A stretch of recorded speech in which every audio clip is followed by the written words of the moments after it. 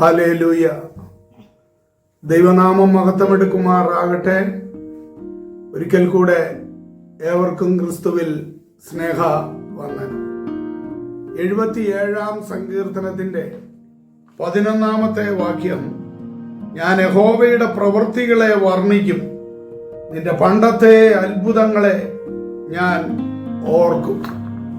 ഇത് ആസാഫിന്റെ ഒരു സങ്കീർത്തനമാണല്ലോ.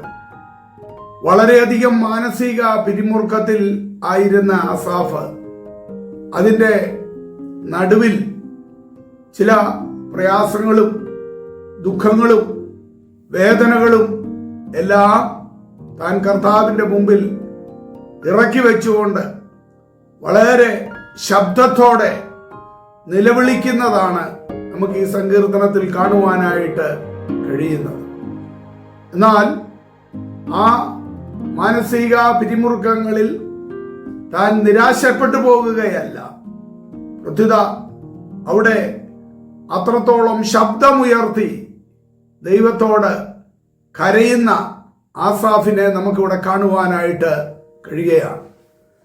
അതിൻ്റെ 9-10 വാക്യങ്ങളിൽ ദൈവം കൃപ കാണിക്കുവാൻ മറന്നിരിക്കുന്നുവോ, അവൻ കോപത്തിൽ തന്റെ കരുണ അടച്ചു കളഞ്ഞിരിക്കുന്നുവോ, എന്നാൽ അതെന്റെ കഷ്ടതയാകുന്നു, അത്യുന്നതന്റെ വലം കൈ വരുത്തിയ സംവത്സരങ്ങൾ തന്നെ എന്ന് ഞാൻ പറഞ്ഞു.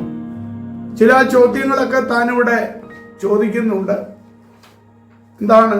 ദൈവം കൃപ കാണിക്കുവാൻ മറന്നിരിക്കുന്നുവോ, അഥവാ കൈവിട്ട് കളഞ്ഞോ തുടങ്ങിയൊക്കെ അനുഭവത്തിൽ ഇവിടെ നിലവിളിക്കുന്ന അനുഭവങ്ങൾ പലപ്പോഴും ഭക്തന്മാരുടെയൊക്കെ ജീവിതത്തിൽ ഇപ്രകാരമുള്ളതാകുന്ന നിലവിളികൾ, ദൈവം മറന്നു കളഞ്ഞോ, കൈവിട്ട് കളഞ്ഞോ തുടങ്ങിയ അനുഭവത്തിൽ ചിന്തിക്കുന്ന അനേക പ്രതികൂല സാഹചര്യങ്ങൾ ഏതൊരു ഭക്തന്റെയും ജീവിതത്തിൽ ഉണ്ടാകും എന്നുള്ളതും നമുക്ക് പലരുടെയും അവരുടെ അനുഭവങ്ങൾ ചിന്തിക്കുമ്പോൾ കാണുവാനായിട്ട് കഴിയുന്ന ഒരു യാഥാർത്ഥ്യമാണ്.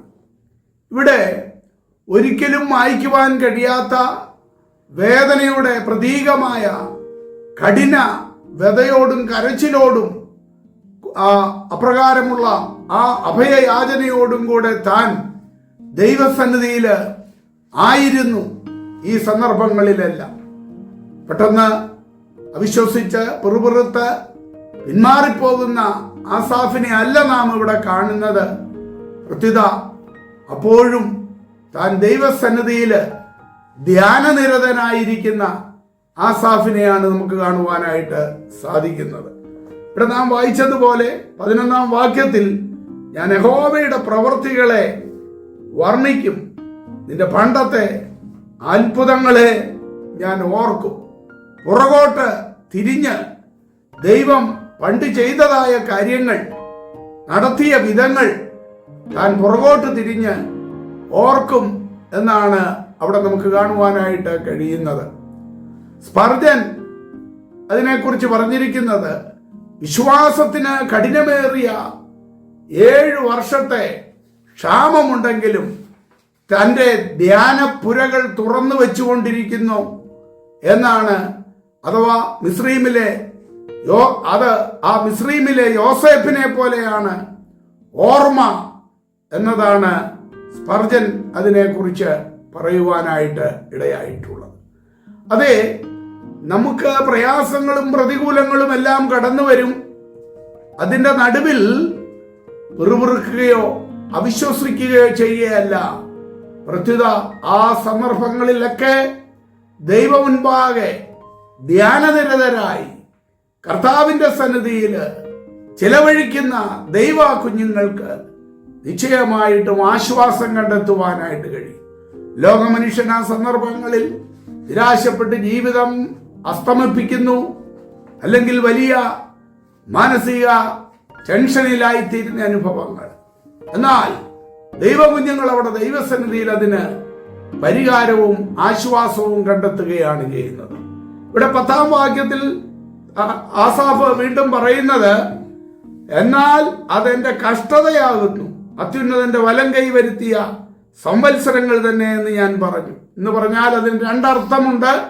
ഒന്ന്, താനിങ്ങനെ ചിന്തിച്ച് ഭാരപ്പെട്ട് അവിശ്വസിച്ചു പോകുന്നുവെങ്കിൽ അതാണ് കഷ്ടത.